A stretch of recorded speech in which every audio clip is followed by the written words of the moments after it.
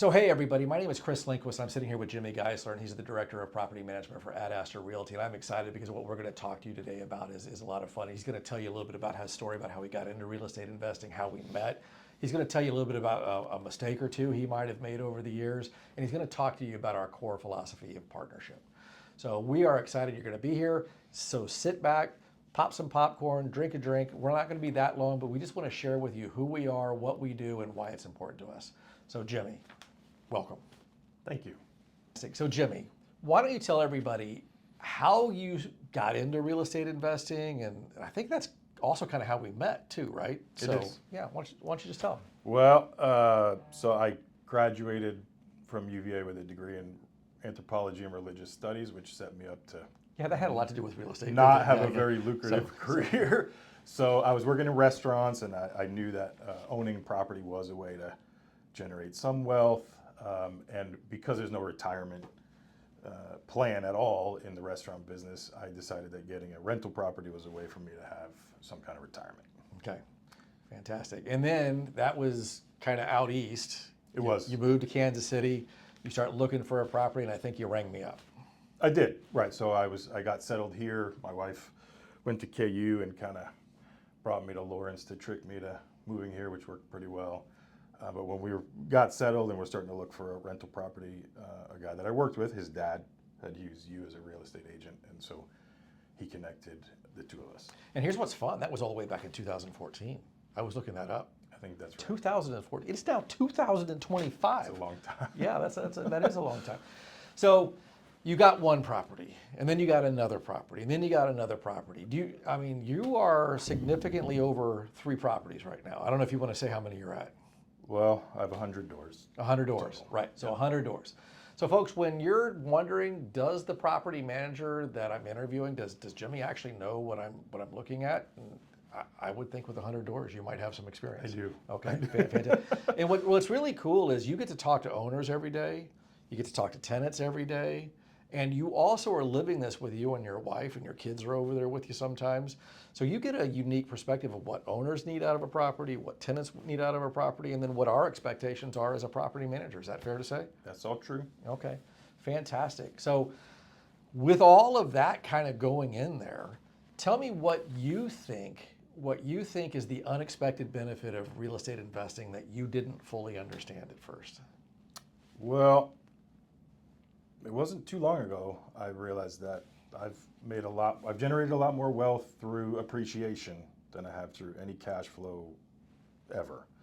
And as real estate agents, we can't promise appreciation or really even talk about it a whole lot, but that's what's built wealth for me and my family over 25 years. Yeah, it's the magic, right? And I was, over a straight line, Kansas City's right about 4.1%. But if we ever promise that to you, you should be like, whoa, wait, because we can't tell you what the future's going to bring, right? We can tell you what's happened in the past, but I can also tell you that Kansas and Missouri, I think the stat's like 9 months old now, but since COVID, they were up 54%. 54%? Quite a bit since COVID. That's nuts, right? COVID really kind of put some things up there. But really, that's where I think where we align the most is kind of a buy and hold mentality versus people that are ready to exit. They've got a 3 or 5 year exit plan on the day that they purchase. I think what we have in common is hold it for a long time. And by we, I think he's talking about who we like to work with at Astra. If you're a flipper, we're probably not your brokerage. If you're somebody who's wholesaling, we're definitely not your brokerage. If you are, there's 1,000 ways to real estate invest, and we are not here to tell you what's right or wrong. We are here to tell you what we do, which is long-term buy and hold, by and large. That's right? And especially single-family homes. And I know you own some multifamily homes. That's why you're smiling right now, right? Yeah. So, but especially like I'm all about the 4s and unders, 4, 2, 1s. Jimmy, you own one apartment. What's the biggest one you own? The newest one is 44 units. Okay. But I didn't start that way. I wouldn't advise anyone to start that way. So yeah, single family homes, duplexes, and Kansas City has a bunch of those. Yeah, and our systems aren't set up for that, which is why we kind of shy away from it. So, Right. So being in real estate since 2014, and you actually owned houses before then, from what I remember, just like onesies or twosies I did. for a while. I bought my first house in the year 2000. Okay, so being in real estate investing for a while, what's the biggest mistake you've made? Well, So I grew up and lived in the Northern Virginia area, and I bought a property in Martinsburg, West Virginia, because you could walk from that house to the train station in Martinsburg, and it was an hour and 40 minutes, but you could get into Union Station in DC. So I was sure Martinsburg, West Virginia was going to blow up, and that was 23 years ago, and it still hasn't done that. So I think I was speculating on that house, and it didn't work out. So there's a difference between real estate speculating and real estate investing. That'd be the first thing. The second thing is, for those of you that have no context to what he just said, it took me an hour and a half to go 13 miles from Germantown, Maryland, down into DC. But people did not want to ride the train all the way out there, right? It was because people were commuting from Baltimore and farther places, so I thought it was a sure thing, and it wasn't. Yeah, it was crazy. It was crazy. So Jimmy, what's one of the things you would like every owner and tenant to know about at Astra Realty, and just generally our attitude or our approach to this whole thing? The owners are looking for a retirement, they're looking for income, and the tenants are looking for a place that they can feel proud of, that they can feel safe in, right? So tell me what your version of our approach is. Well, I think we want to partner with everyone. So following if you're going to hold a property for a long time, we want owners that want to fix a leak when it's a small leak and not when it's thousands of dollars mold issue. We want tenants to know we're there. If something does break, they want to tell us. We don't just go right. We do when we need to, but we don't go right to charging a tenant for an issue that's broken.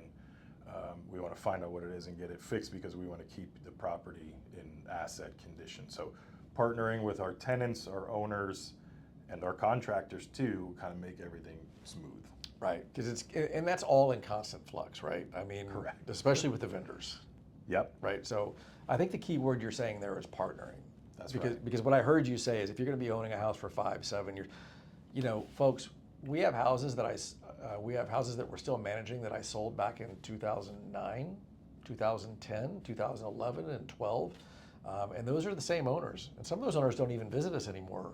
I mean, like they quit never visiting saw us. their properties even. Yeah, we've had that after a little bit of trust is built. And we have tenants that have been in some of those houses for a long time.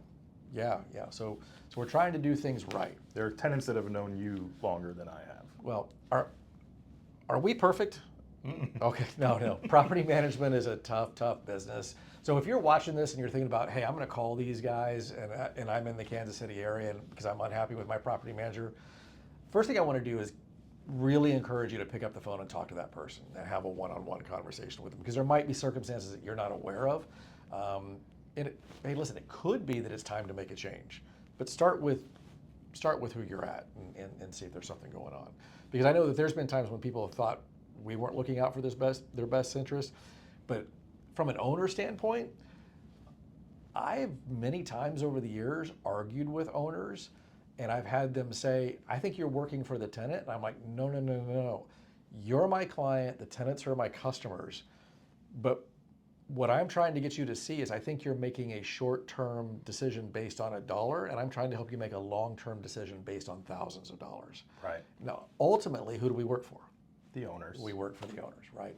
But I'm just, if we're ever arguing with you or really pushing back on something, please understand that we're doing it based from experience and, dare I say, concern for you, more than we are trying to circumvent you. We're not selling shirts or candles we're selling space where families are going to make memories and live, and so that is a little more complicated, I think. We're looking out for the tenants because happy tenants stay, and if they stay, then you don't have to pay us for releasing, right? Or pay for utilities, or lose rent during that vacancy time, or do another make ready. Or risk vandalism. Right, that's right. Which happens every once in a while.